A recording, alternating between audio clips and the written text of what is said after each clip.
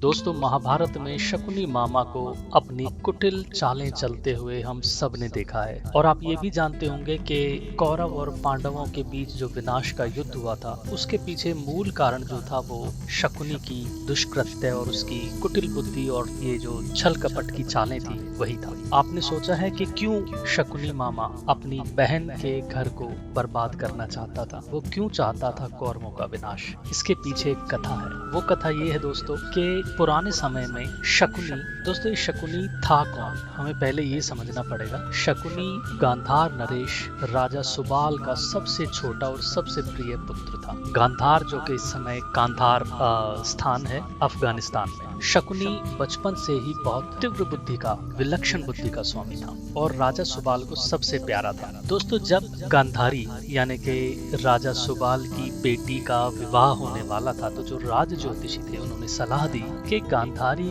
के पहले विवाह पर संकट है, मतलब गांधारी का पहला विवाह सफल नहीं होगा। तो राजा सुबाल ने पूछा इसका उपाय क्या है? तो राज ज्योतिषियों ने इसका उपाय बताया कि आप पहला विवाह किसी और से कर दीजिए ताकि वो जो विपदा है वो टल जाए। फिर आप दूसरा विवाह किसी भी राजा राजकुमार से करेंगे तो वो सफल होगा और लंबा जीवन जिएंगे दोनों। तो ये सोचकर उन्होंने एक तरकीब निकाली कि एक जानवर से विवाह कर दिया जाए गांधारी का। तो एक बकरे से गांधारी का विवाह कर दिया गया और फिर उसको मार दिया गया ताकि विवाह भी हो जाए और राजकुमारी का कौमार्य भी भंग ना हो और जो बला है वो भी टल जाए। दोस्तों, इसके अलावा जो धृतराष्ट्र थे उस समय युवा थे, उन्होंने गांधार पर आक्रमण किया। गांधारी के रूप के बारे में उन्होंने सुना था, उन्होंने गांधार पर आक्रमण किया और गांधारी से युद्ध जीत कर विवाह किया। कोई बात नहीं, पहले युद्ध जीत कर विवाह कर लिए जाते थे, लेकिन जब कुछ समय बाद कौरव पक्ष को ये बात पता चली कि गांधारी का ये दूसरा विवाह, तो बहुत ज्यादा क्रोधित हो उठे और गांधारी ने उनको समझाया कि उनका जो विवाह हुआ था वो इस कारण हुआ था और एक मात्र जानवर से विवाह हुआ।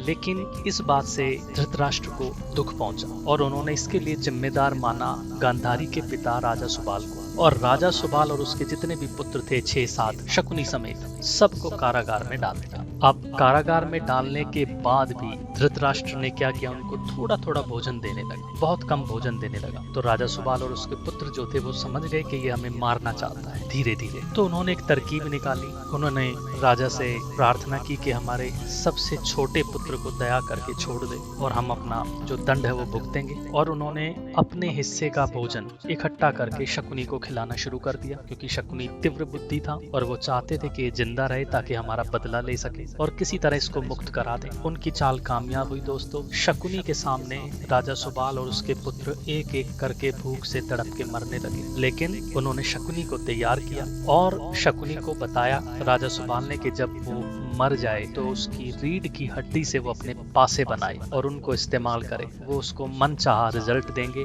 और भ्रमित कर देंगे देखने वालों को। दोस्तों, ऐसा ही हुआ। राजा सुबाल और उसके पुत्र शकुनी के सामने मर गए। शकुनी को छोड़ दिया गया दया करके और बाद में शकुनी को ये ऑप्शन दिया गया कि वो चाहे तो अपने देश लौट जाए वापस या फिर हस्तिनापुर में ही रहे और राज में थोड़ी सहायता करे। अब दोस्तों, शकुनी ने निश्चय किया कि वो हस्तिनापुर में ही रहकर आपकी सेवा करेगा। ये कौरवों की सबसे बड़ी गलती थी जो उन्होंने उसको हस्तिनापुर में रख लिया। बदले की भावना शकुनी में थी, बहुत तीव्र बुद्धि था। उसको दो चीजें साफ साफ दिखाई दी। एक तो राजा धृतराष्ट्र का अपने पुत्र में अत्यधिक मोह, जिसका शकुनी ने फायदा उठाया। दूसरा, दुर्योधन का द्वेष अपने भाइयों के प्रति। इन दो चीजों को लेकर शकुनी ने उन सब का विश्वास जीत लिया और उनका अभिभावक बन बैठा। यहाँ तक कि मंत्री तक नियुक्त कर दिया गया। हालांकि गांधारी इस चीज को समझती थी, लेकिन वो बेबस थी धृतराष्ट्र और दुर्योधन के सामने। शकुनी अपनी एक एक चालें चलता गया और दोनों भाइयों के बीच में, परिवार के बीच में इतनी खाई बढ़ा दी